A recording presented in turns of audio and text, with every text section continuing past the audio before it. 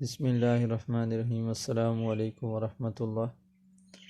اس دفعہ بہت سے لوگ دیکھنے میں آ رہے ہیں، وہ کہہ رہے ہیں کہ ہم ووٹ نہیں ڈالیں گے، تو ووٹ ڈالنا چاہیے، ووٹ آپ کا حق ہے، اور میرا بھی یہی خیال تھا کہ ووٹ نہیں ڈالنا چاہیے، لیکن فائدہ ہی کیا جب آپ ووٹ نہیں ڈالیں گے تو آگے لوگوں کو محنت نہیں کرنی پڑے گی اور وہ ویسے کے ویسے بیٹھے رہیں گے، ان کے لیے اپنا کام کرنا آسان ہوگا۔